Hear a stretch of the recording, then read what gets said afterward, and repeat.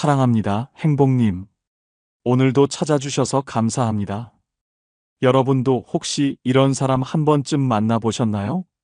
대화할 때 기본적인 예의는커녕 은근히 남을 무시하거나 불편하게 만드는 사람 말이에요. 처음엔 참아보려고 애쓰지만 갈수록 속이 뒤집히는 그 기분. 공감되시죠? 말을 꺼내자니 나만 속 좁아 보이고, 그렇다고 그냥 참자니 하루 종일 찜찜하게 마음만 남는 그런 상황. 오늘은 바로 그런 경우 없는 사람을 우아하게 대처하면서도 내 자존심은 지킬 수 있는 확실한 방법을 알려드릴게요. 이 방법 한 번만 써보시면 속이 얼마나 시원해지는지 느끼실 겁니다. 지금 바로 시작합니다. 첫 번째, 어려울 것 같아요. 민수 씨는 직장 동료 철수 씨와 한 달째 카풀을 하고 있었습니다. 서로 도우며 편하게 출퇴근하자는 좋은 의도로 시작했죠. 그런데 시간이 지나면서 철수 씨의 태도는 점점 선을 넘기 시작했습니다. 처음 며칠은 고맙습니다. 민수 씨 덕분에 편하게 출근하네요. 라며 인사도 잘하던 철수 씨였습니다. 그런데 요즘은 어땠냐고요? 늘 늦게 나오는 게 기본이었죠.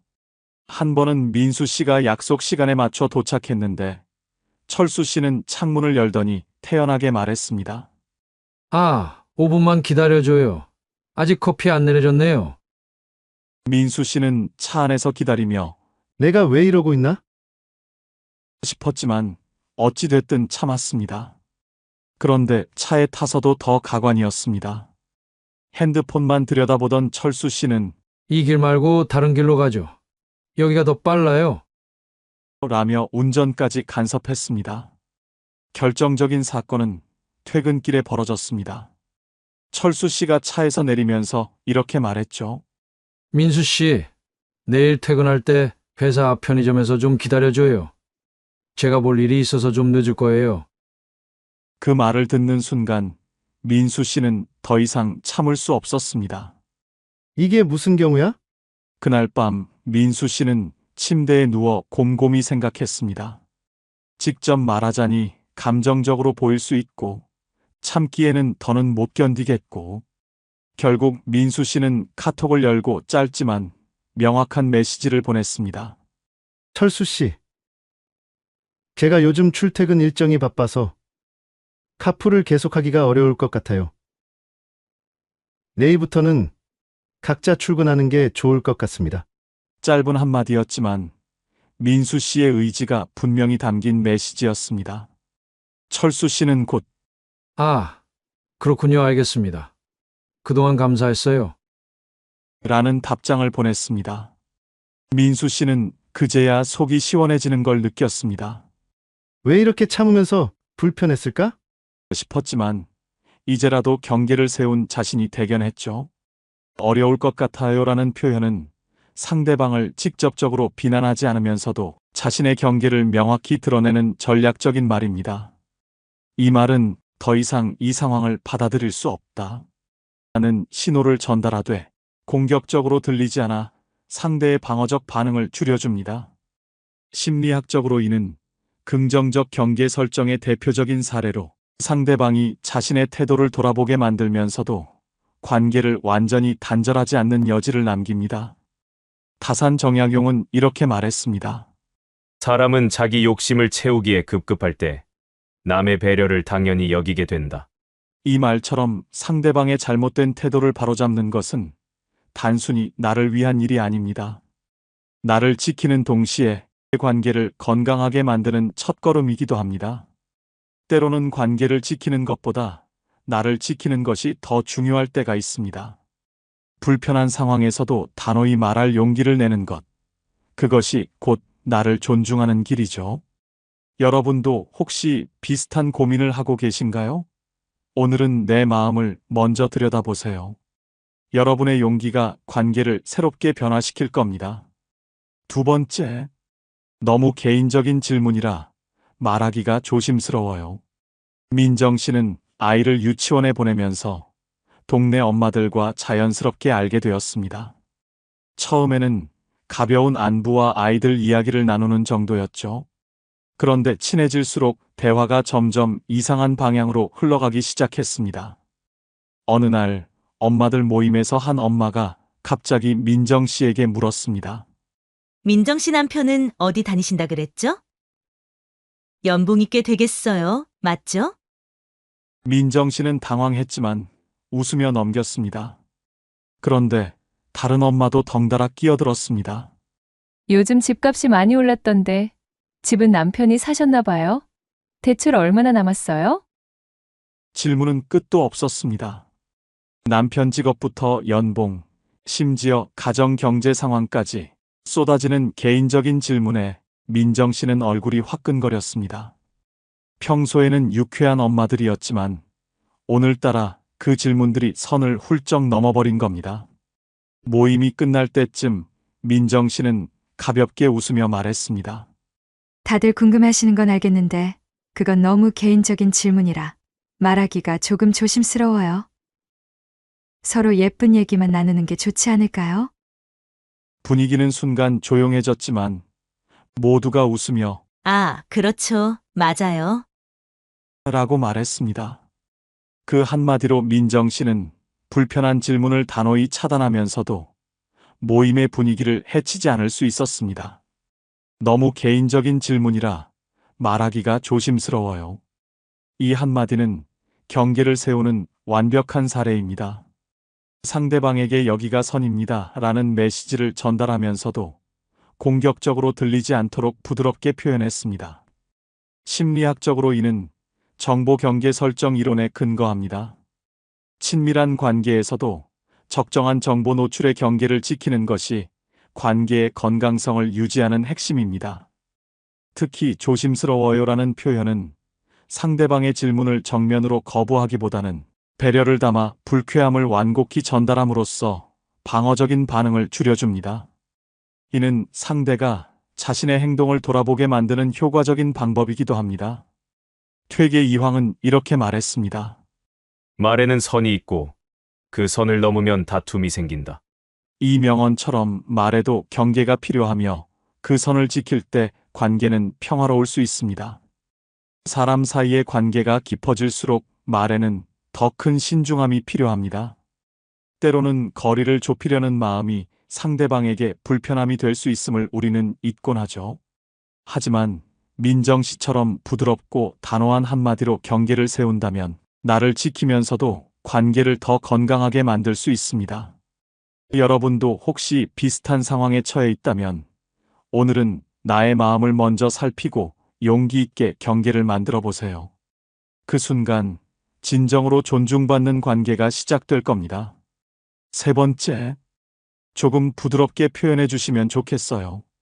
영희 씨는 오랜만에 친구들과 점심 약속을 잡았습니다. 바쁜 일상 속에서 모처럼 친구들과 만나 편안한 시간을 보내고 싶었죠. 그런데 모임이 시작된 지 얼마 되지 않아 영희 씨는 점점 어깨가 굳어갔습니다. 친구 미영 씨가 대화 도중 너무 직설적으로 말을 해서 듣는 사람마다 얼굴이 굳어졌기 때문입니다. 영희야, 너 요즘 살 좀 찐 것 같아. 관리 좀 해야 하지 않겠어?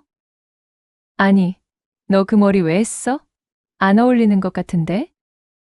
처음엔 장난인가 싶었지만 계속되는 미영 씨의 직설적인 말에 영희 씨는 불편함을 느꼈습니다.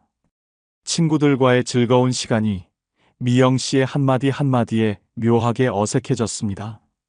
하지만 그렇다고 바로 감정을 드러내기도 어려웠죠. 한참을 참고 있던 영희 씨는 미영 씨가 또다시 너 오늘 화장 좀 이상한데? 라고 말했을 때 차분히 숨을 고르고 침착하게 한마디 했습니다. 미영아, 네가 솔직한 건 좋지만 조금 더 부드럽게 표현해주면 더 좋을 것 같아. 순간 미영 씨는 당황한 듯 의아한 표정을 지었지만 다른 친구들이 곧 고개를 끄덕이며 맞장구를 쳤습니다. 맞아. 조금만 부드럽게 말하면 정말 좋을 것 같아. 영희 씨의 한마디는 분위기를 바꾸는 계기가 되었습니다. 미영 씨도 자신의 말투를 돌아보게 되었고 이후 대화는 훨씬 더 편안하고 따뜻하게 이어졌습니다. 조금 부드럽게 표현해 주시면 좋겠어요. 이 한마디는 직설적인 사람의 태도를 바꾸는데 효과적인 접근법입니다. 비폭력 대화의 원칙에 따르면 상대의 행동을 비난하지 않고 요청의 형태로 전달할 때 상대는 방어적인 태도 없이 자신의 행동을 돌아볼 가능성이 커집니다. 조금 부드럽게 표현해 주시면 좋겠어요. 라는 말은 미영 씨의 솔직함을 인정하면서도 동시에 그 표현이 다른 사람들에게 어떤 영향을 주는지 상기시킵니다. 이 방식은 관계를 해치지 않으면서도 필요한 경계를 설정하는 효과적인 방법입니다. 율곡 이인은 이렇게 말했습니다. 말은 칼과 같아. 쓰는 법에 따라 사람을 살리기도 아프게도 한다. 이 말처럼 말은 부드럽고 따뜻할 때 비로소 상대의 마음을 여는 힘을 가집니다. 직설적인 태도는 때때로 솔직함으로 받아들여질 수 있지만 지나치면 상대에게 상처를 줄 수 있습니다. 영희 씨처럼 부드럽고 단호한 한마디가 상대방에게 스스로를 돌아볼 기회를 줄 수 있습니다. 혹시 여러분도 대화 속에서 상처받는 말을 들어본 적 있나요? 오늘은 조금 부드럽게 표현해 주시면 좋겠어요 라는 한마디로 서로의 마음을 더 따뜻하게 만들어 보세요. 이 변화가 대화를 더 빛나게 하고 관계를 더 깊게 만들어 줄 겁니다. 네 번째, 대단하시네요. 저는 제 페이스에 맞게 하고 있어요. 민수 씨는 요즘 동네 독서 모임에 열심히 나가고 있었습니다. 바쁜 일상 속에서도 시간을 내어 책을 읽고 느낀 점을 함께 나누는 이 모임이 민수 씨에게는 소소한 행복이었죠. 그런데 이 모임에서 자주 만나는 한 사람이 민수 씨의 마음에 찬물을 끼얹는 일이 잦았습니다. 그 사람은 매번 모임이 끝날 때쯤 민수 씨를 향해 이런 말을 툭 던지곤 했습니다. 민수 씨, 이번에도 이 책밖에 못 읽으셨어요? 나 같으면 한 달에 3권은 읽었을 텐데. 처음엔 대수롭지 않게 넘겼습니다. 하지만 같은 말이 반복될수록 민수 씨는 점점 불편해졌습니다. 마치 자신이 부족하다는 말을 듣는 것 같았거든요. 어느 날 그 사람은 또 이런 말을 했습니다. 민수 씨, 그 속도로 읽어서 언제 다 읽겠어요? 나였으면 벌써 끝냈죠. 그 순간 민수 씨는 속으로 생각했습니다. 왜 굳이 나랑 비교하려는 걸까? 내가 책을 빨리 읽든 말든 몇 권을 읽든 무슨 상관이야? 더 이상 참을 수 없다고 느낀 민수 씨는 깊게 숨을 들이쉬고 차분히 대답했습니다. 대단하시네요. 저는 제 페이스에 맞게 하고 있어요. 이렇게 읽는 게 저한테 딱 맞더라고요. 짧고 단호한 한마디였습니다. 민수 씨의 예상치 못한 반응에 상대방은 머쓱해하며 말을 돌렸습니다. 그날 이후 민수 씨는 더는 비교의 스트레스에 시달리지 않고 자신만의 속도로 책을 읽으며 진정한 독서의 즐거움을 되찾았습니다. 대단하시네요. 저는 제 페이스에 맞게 하고 있어요. 이 한마디는 내재적 동기 이론에 기반을 둔 대처법입니다. 사람은 자신의 목표와 속도를 기준으로 삼아 행동할 때 외부의 부정적인 비교나 경쟁심에 흔들리지 않게 됩니다. 대단하시네요 라는 말은 상대방의 공로를 인정하면서도 저는 제 페이스에 맞게 하고 있어요. 라는 말로 자신의 기준을 명확히 세움으로써 상대의 경쟁심을 우아하게 차단할 수 있습니다. 이 방법은 상대방을 비난하거나 방어적으로 반응하지 않으면서도 자신의 경계를 분명히 지키는 효과적인 전략입니다. 율곡 이인은 이렇게 말했습니다. 남과 나를 비교하지 않는다면 그 순간부터 너의 길은 빛나게 될 것이다. 비교와 경쟁에서 벗어나는 순간 우리는 비로소 자신만의 삶을 온전히 살 수 있습니다. 비교와 경쟁은 때로는 우리를 성장시키지만 지나치면 마음을 지치게 만듭니다. 민수 씨처럼 자신의 속도와 기준을 지키는 단호한 한마디가 마음의 평화를 가져다 줄 수 있습니다. 여러분도 혹시 이런 비교 속에서 힘들어하고 계신가요? 오늘은 내 속도와 나만의 길을 믿어보세요. 그 길이 곧 당신만의 빛나는 여정이 될 겁니다. 5번째, 다른 의견도 들어보면 좋을 것 같아요. 수연 씨는 최근 동창회 준비를 돕기 위해 기획팀에 참여했습니다. 오랜만에 친구들과 함께 무언가를 만들어 간다는 것이 신선하고 즐거운 경험이었죠. 그런데 기획회의가 거듭될수록 수연 씨는 점점 불편한 기분을 느끼기 시작했습니다. 기획팀의 한 친구인 정민 씨가 매번 대화를 독점하며 자신의 의견만 고집했기 때문입니다. 이건 이렇게 해야 돼. 내가 다 해봐서 아는데 다른 건 시간 낭비야. 그건 별로야. 그냥 내 방식대로 하자니까. 정민 씨는 다른 사람의 의견이 나오기도 전에 자신의 방식을 강요했습니다. 회의 분위기는 점점 가라앉았고 수연 씨는 자신과 다른 친구들의 의견이 무시당하는 것 같아 답답한 마음을 감출 수 없었습니다. 어느 날 정민 씨가 또다시 대화를 장악하려 하자 수연 씨는 깊게 숨을 들이쉬고 침착하게 말했습니다. 정민아, 내 의견도 좋은데 다른 의견도 들어보면 좋을 것 같아. 우리가 여러 가지를 고려해서 더 좋은 결정을 내릴 수 있지 않을까? 수현 씨의 말에 정민 씨는 예상치 못한 반응에 당황한 듯 잠시 말을 멈췄습니다. 다른 친구들도 고개를 끄덕이며 맞아. 그게 좋겠다. 하고 호응했습니다. 회의는 차츰 활기를 되찾으며 모두가 의견을 나누는 균형 있는 분위기로 변해갔습니다. 그날 이후 수연 씨는 정민 씨의 고집스러운 태도에도 더 이상 위축되지 않았습니다. 단호하지만 부드러운 한마디로 분위기를 바꿀 수 있다는 자신감이 생겼기 때문이죠. 다른 의견도 들어보면 좋을 것 같아요. 이 한마디는 대화의 균형을 회복하는데 매우 효과적입니다. 정민 씨처럼 자신의 의견만 고집하며 대화를 지배하려는 사람은 대부분 자신의 의견이 옳다는 확신과 다른 의견에 대한 불신에서 행동합니다. 다른 의견도 들어보면 좋을 것 같아요. 라는 말은 상대방의 의견을 인정하면서도 다른 관점을 고려해야 한다는 점을 부드럽게 전달합니다. 심리학적으로 이는 의사소통 균형 이론에 기반한 접근법으로 상대의 방어적 태도를 줄이고 대화의 흐름을 조율하는 데 효과적입니다. 퇴계 이황은 이렇게 말했습니다. 의견이 다를 때 듣지 않으면 그 또한 어리석음의 시작이다. 모두의 의견을 경청하고 조화롭게 합의할 때 대화는 진정한 가치를 가지게 됩니다. 대화는 단순히 말을 주고받는 것이 아니라 서로의 마음과 생각을 나누는 소중한 과정입니다. 수현 씨처럼 단호하지만 부드러운 한마디로 대화의 균형을 잡으면 더 건강하고 깊이 있는 관계를 만들어 갈 수 있습니다. 혹시 요즘 대화 속에서 지배적인 태도에 답답함을 느끼고 계신가요? 오늘은 용기 있게 내 의견을 표현해 보세요. 그 한마디가 대화의 흐름을 바꾸고 관계를 따뜻하게 변화시킬 겁니다. 6번째, 이번엔 도와드리지 못해요. 저도 형편이 있어서요. 영희 씨는 친척들과의 모임에서 늘 밝고 친절한 사람으로 통했습니다. 이번에도 오랜만에 만난 가족들과 담소를 나누며 즐거운 시간을 보내고 있었습니다.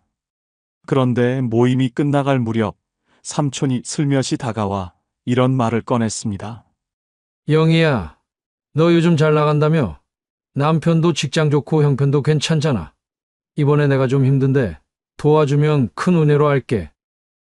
순간 영희 씨는 말문이 막혔습니다. 삼촌은 몇 년 전에도 돈을 빌려갔지만 한 번도 갚지 않았고 이후로는 연락도 없던 사람이었죠. 가족이라 차마 거절하기 힘들어 늘 애매하게 넘어갔던 과거가 떠올랐습니다. 그런데 이번에는 달랐습니다.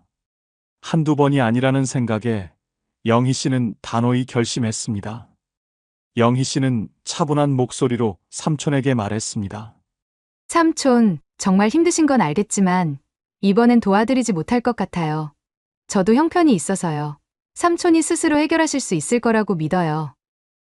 삼촌은 처음엔 머쓱해하며 그래도 네가 도와주면 이라고 더 말을 이어가려 했지만 영희 씨의 단호한 태도에 결국 아무 말도 하지 못했습니다. 이번엔 도와드리지 못해요. 이 한마디는 문제의 소유권 이론에 근거합니다. 다른 사람의 문제를 대신 해결하려 하면 상대방은 자신의 책임감을 잃고 의존적으로 변하기 쉽습니다. 저도 형편이 있어서요. 혹은 지금 제 형편이 좀 어려워서요. 라는 표현은 상대를 비난하거나 탓하지 않으면서도 나의 재정적 한계를 분명히 전달하는 효과적인 방법입니다. 이는 경계를 설정함과 동시에 상대가 자신의 문제를 스스로 해결해야 한다는 깨달음을 줄 수 있습니다. 심리학적으로 이는 관계를 건강하게 유지하면서도 나를 지키는 가장 이상적인 접근 방식입니다. 율곡 2인은 이렇게 말했습니다. 재물을 빌려줌은 나눔이 아니라 때로는 해로울 수도 있다. 상대가 배려를 당연히 여기는 순간 그 나눔은 관계를 해치고 신뢰를 무너뜨릴 수 있습니다. 가족이라서, 친척이라서 모든 것을 받아줘야 한다는 부담감은 결국 나를 지치게 만듭니다. 때로는 단호한 경계가 서로를 더 건강하게 만드는 지름길이 됩니다. 여러분도 혹시 비슷한 고민으로 마음이 무겁진 않으신가요? 오늘은 스스로를 먼저 돌보고 용기 있게 나의 선을 세워보세요. 그 선은 단순히 거절이 아니라 나와 관계를 모두 지키는 시작이 될 겁니다. 오늘 배운 내용으로 경우 없는 사람에게 단호하지만 우아하게 대처하는 법을 기억해 보세요. 작은 한마디가 나를 지키고 관계의 균형을 잡는 시작이 될 수 있습니다. 여러분의 지혜로운 대처가 더 편안하고 존중받는 하루를 만들어 줄 겁니다. 혹시 여러분도 비슷한 상황을 겪으셨다면 댓글로 사연을 나눠주세요. 많은 분들께 큰 도움이 될 것입니다. 이 영상이 필요한 분들께 공유해 주시고 구독과 좋아요로 저를 응원해 주세요. 여러분과의 소중한 연결이 저에게 큰 힘이 됩니다. 오늘도 여러분의 행복을 빕니다. 이상으로 행복 주문서였습니다.